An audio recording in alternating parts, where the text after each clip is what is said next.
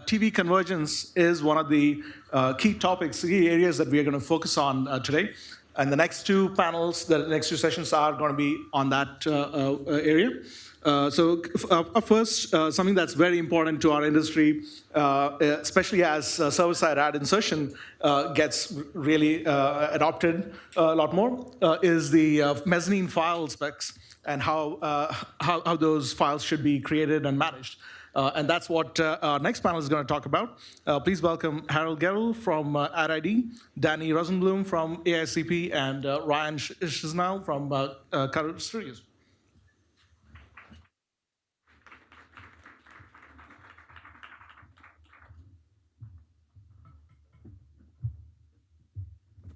Okay, thanks everyone.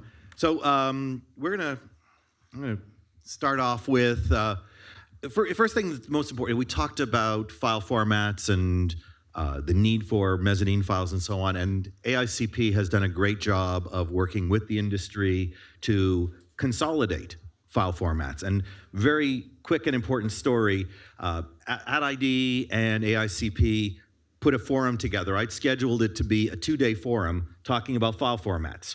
By the end of the morning of the first day, we all realized that there were too many formats in the industry. And by the end of I'd say about 2 o'clock on the first day, we had agreed to a format, and everybody got the second day of their life back. So this is not difficult work. It's getting the right people in the room to have the right conversation. So with that, I want to introduce Danny, who's going to tell us who is AICP and why are you interested in this stuff? Well, I don't know if we are, but I'll do my best. The AICP stands for the Association of Independent Commercial Producers. We represent the makers of commercials. My name's Danny Rosenbloom, and I'm the Vice President for Post-Production and Digital Affairs. Our members account for about 85% of the media you're going to see on television, on wherever, OTT, and that includes audio as well. We represent roughly 600 companies, 400 of which are producers of content, and about 150 or 200 are associate members who provide support and equipment to the production industry. And so our members are the ones who are struggling most with the delivery of these spots for TV or for wherever with the various different file formats that we've had to deal with. And that's the reason that the AICP is so committed to finding that spec, is to ease some of the pain that our members are feeling. So Ryan, in addition to your role at Cutter Studios, you're actually the chair of the AICP Technical Committee. Why don't you talk a little bit about what the role of the AICP Technical Committee is and how did that turn into work that turned into this file deliverable specification? Right. Thank you, Harold. So rolling back a little bit, when it was tape-based deliverables, there was a single format, or there was HDCAM SR and Digibeta. Then once file workflow happened, every distribution company sort of came up with their own file deliverable specification. And that got passed to us, typically through agency contacts. For the most part to this day, we field ever-growing array of different file specifications, different layouts. And so the AICP Technical Committee noticed this unneeded complexity and inefficiency with releasing content. There's also a question of, is it the best quality content? People have differing ideas of what a mezzanine file is. A lot of people were targeting broadcast standards, so like 1080i, 2997. A lot of our content was made at 2398, and they required pull-down insertion. This is something that we want to change the mindset of. Obviously, with all of the over-the-top and with web deliverables, we want to use native frame rates to the end client as much as possible. We don't want to introduce interlacing into the picture. So we took up the charge, and with the help of others, we collected all of the specs that we could find from the different distribution companies. We found commonality between all of them. and that was Apple ProRes 422 HQ. There are some standard frame rates that people create content with, so we wanted to incorporate those. And like Harold talked about, once we had all of, or a good percentage of these distribution companies in the same room, we quickly realized that it was in everybody's best interest to come up with that consistent standard. So as you can see, like the details up there are not very exciting, but it does give a very clear indication of what you're delivering, how it's laid out, so that we can get a high quality product into the advertising ecosystem. There's also the option of embedding metadata, right? The typical way that we are communicating the universal content identifier is through the file name, but that is a risky place to rely purely on the file name because those can be easily renamed. So we also highly suggest the use of embedding the metadata using a free tool called Move Meta Edit. Then that way it ensures that universal ad ID, or ad ID in this country, is with that high quality content as we deliver it. And I want to go back to the question that came up in the earlier panel, which is who needs to do this stuff? I think that you guys represent sort of what I call the last man standing before the ad gets sent into the distribution channel. And are your members technologically savvy enough, or interested enough in being the people to be responsible for making sure that that files meet these specifications, that the metadata is embedded inside the file, and that it sort of makes its way into the ecosystem? Yeah, I mean, I think, as you said, we are the last man standing. And at the end of the day, it's going to be on us no matter what. Our members are the ones who get the phone call when it comes back, right? When it bounces because the audio is too hot or because there's a problem with the color.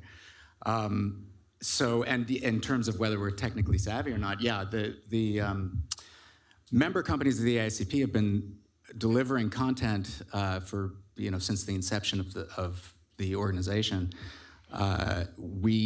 Most of our post-production members deliver digitally. I don't think there's anybody delivering on tape anymore. And we are the ones who tend to argue with people on the receiving end that what they're asking for isn't going to be the right thing. So from our perspective, anything we can do to ease our members' process of delivery is also good for our clients. It's good for advertisers. Anything that can standardize that and make it of the highest quality is infinitely more desirable than where we are today. And so, yeah, they're capable of doing any of this. I think the tools and all of the various different things that need to happen, we just need to know what to do. And it's interesting, Ryan, I think we've heard in a couple of panels this morning about loudness. And we actually had pretty significant participation from guys from some of the serious engineers in the audio space, representatives of the Audio Engineering Society, who sort of said, and somebody mentioned in an earlier panel, today we have regulations for loudness in television. Those same regulations may or may not exist in the over-the-top or in the online ecosystem, but certainly they should be enforced because consumers have this expectation that their experience in the over-the-top ecosystem is going to be just like their television experience. So, you wanted to talk a little bit about loudness and loudness mitigation in the over-the-top space? Right, absolutely. So, as it stands right now, we deliver -24 LKFS for broadcast, right? That is required by law. Often, once it leaves the post house, we don't have control over where that content gets repurposed. So often, if we were to get the direction that says, this is just for the web, and make it as loud as possible, it will inevitably find its way into some stream that requires a quieter spec, and then they'll bounce it back to us.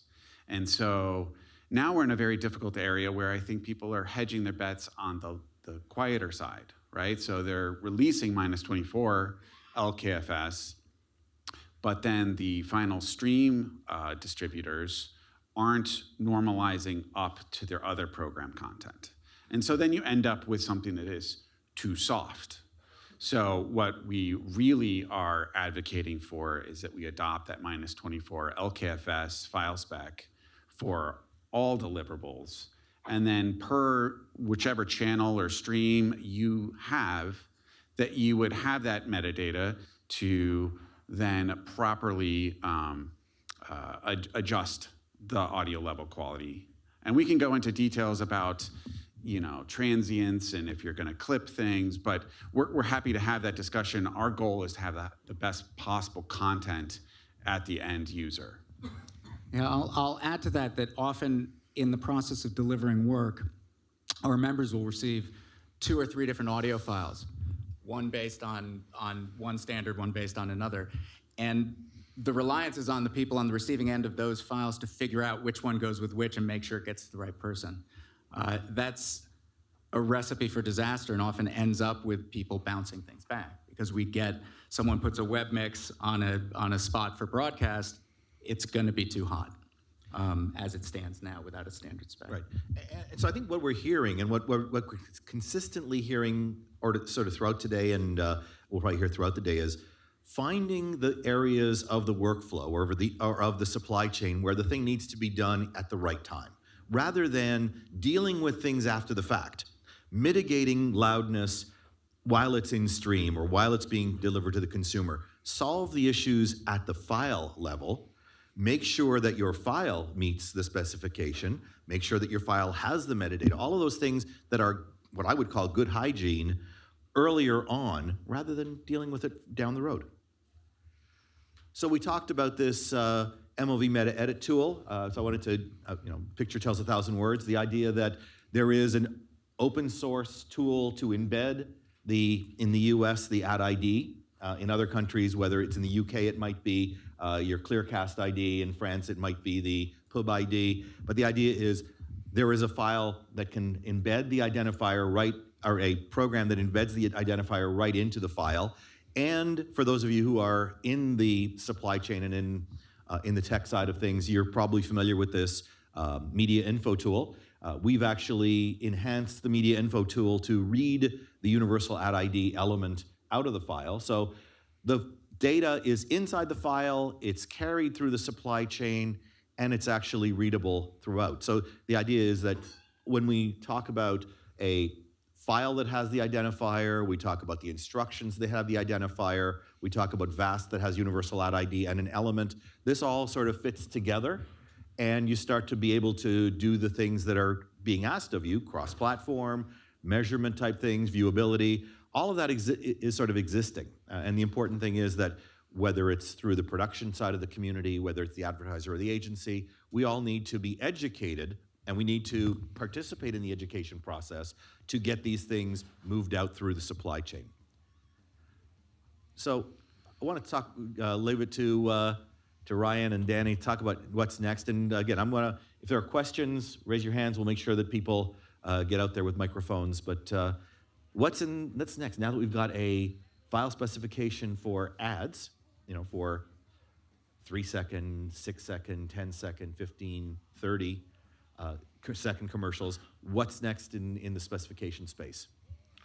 So we've talked about loudness for web deliverables. That is definitely something that we want to talk about going forward. We want to come up with specifications for Ultra HD, for social media releases, and for over-the-top deliverables.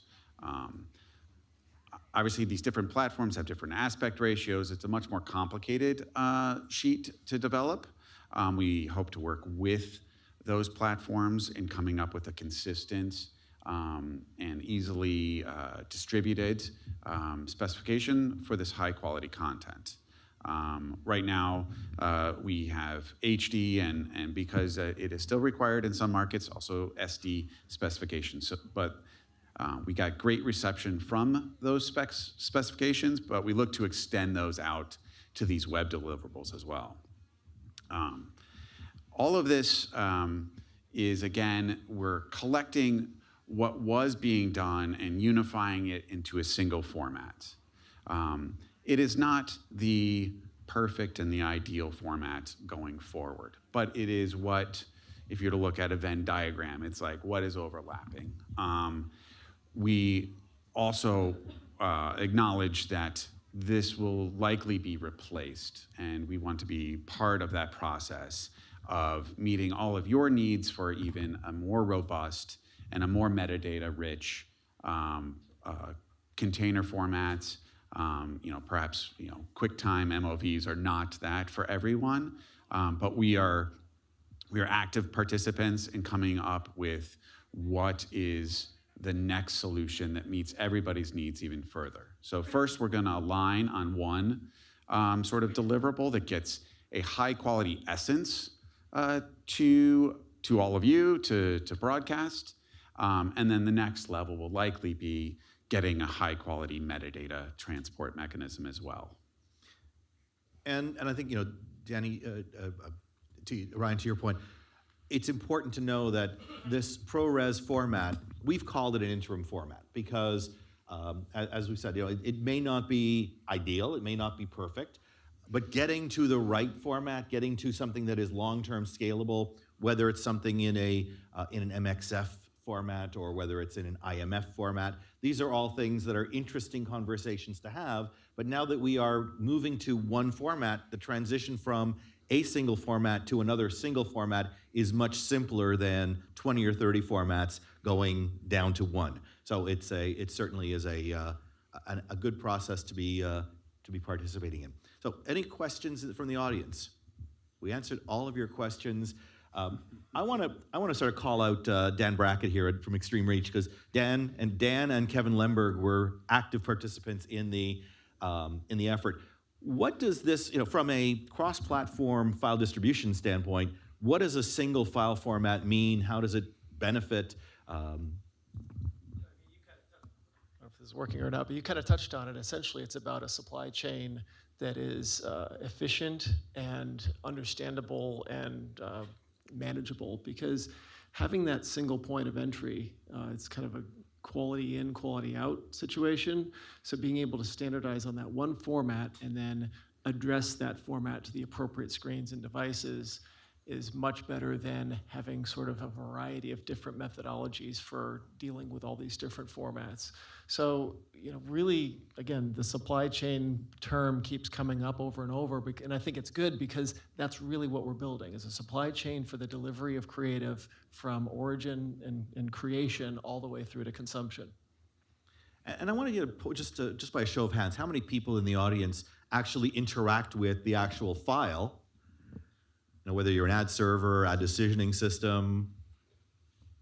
Okay, and keep your hands up. How many of you have the challenge of different file formats, and does this help you? Okay, so all those hands stayed up. Good. So I'm expecting to see some phone calls to either to Danny or to Ryan, or actually visit the website. There are sample files up on the website as well. So please, feel free to download those. Are there other questions?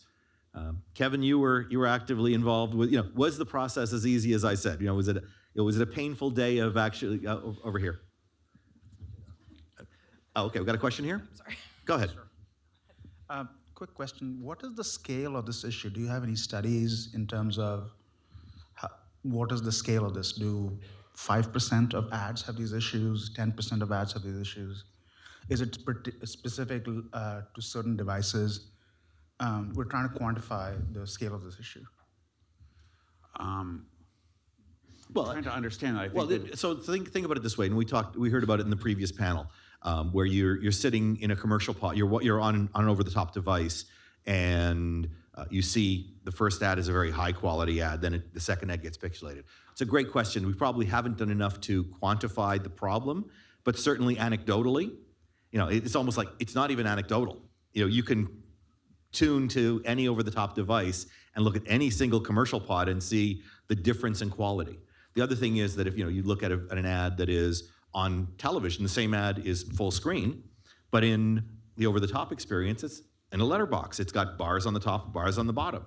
We see that all the time, and I don't think there's anybody who hasn't experienced that. So it's probably more like 20 or 30%, but that's just me thinking about a number off the top of my head.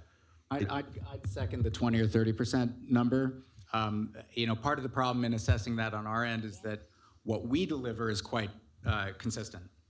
So changes in transcoding down the line, different ways of cropping. There was a time when we would deliver standard def and high def video on separate tapes.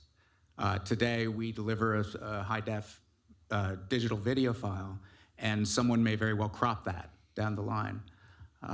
So in measuring it, the most reliable measure I have is also anecdotal. It's probably from my experience and the level at which we occasionally get the phone call that says, why'd you guys screw up that file? But yeah, I think that's the best I can do to answer that. And by the way, what happened, in talking to a lot of people in the professional video space, in the programming space, they're much more familiar with getting a mezzanine file rather than, Ryan could probably tell you the number of times that he gets a call from somebody who says, can you please get me a QuickTime file that I can deliver to a specific platform? The idea is we need to get out of that mindset. Absolutely, that's exactly where I was going to go, is that a typical project for us will have the high quality deliverable that will be mastered at something like ProRes 422 HQ. And then either alongside it or in the coming month, we'll be asked for this myriad of different file specs at different data rates. And then that's where I think the misconception of those being mezzanine file formats, right? We have created all the content at a very high quality. The aim should be in getting that as far down the path as possible so that when you optimize for your stream, you're starting off with the best signal possible, right? Whereas a lot of times what my experience is in post-production is we deliver the broadcast spot, and that makes it at a very high quality. And then some version of the MP4 H.264 that was requested makes it through some other stream, and that's where the problems ensue, right? When they don't get formatted correctly, when they don't sound right. And so the goal should be demanding that high quality mezzanine file. And this is at over 100 megabits. This is not something you're going to stream down to your customers, but it is a high quality file that could easily be transcoded into something that's digestible by the devices. Right, and I would add to that obviously the goal is that if there is a single file, since we're dealing with digital files and not physical tape, the goal should be that there is just one file that we can all rely on is the high quality delivered master.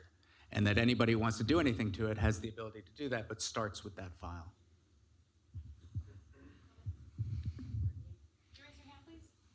Thank you.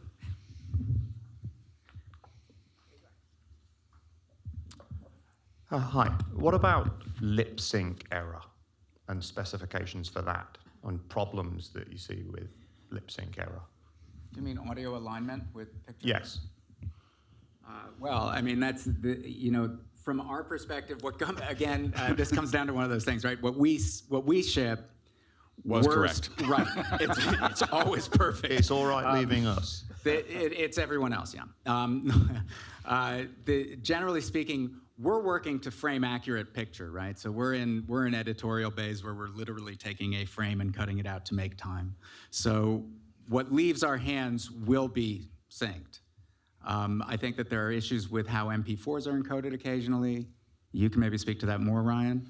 Right, and different web players, they have different sort of latency between when the audio stream's decoded, when the video stream's decoded. For the mezzanine file that we're releasing, right, you've got an intra-frame codec and you have uncompressed PCM audio. So there's no sort of wiggle room in there where it's going to drift out of sync in playing our file. But yes, there's definite issues in downstream, and that's why we want to push away from several versions of that MP4, that H.264 going down the line where those issues can be compounded. Yeah, I'll add one thing to that, which is that because there are different specifications for how these files are delivered, some are delivered with 5 seconds of black at the beginning, some are delivered with 2 seconds of black at the beginning, some are not allowed to have a single black frame. Once you get into that world, you've introduced some slippage, right? Not necessarily in the deliverable, but the ability to do that. You have a file that doesn't actually start picture at frame one. From our perspective. So we got one. Sorry, I got to interrupt you. But one last question, and then we got to wrap I just up. want to say, like, I'm Tom from Extreme Reach, and what you described is like my daily nightmare. I think a lot of the people in here, you're probably preaching to the choir. I find the biggest struggle is with media planners and those people that are giving you these huge lists of file assets to make when they don't understand the capabilities of their ad server, whether it's us, DCM, Innovid, Seismic, et cetera.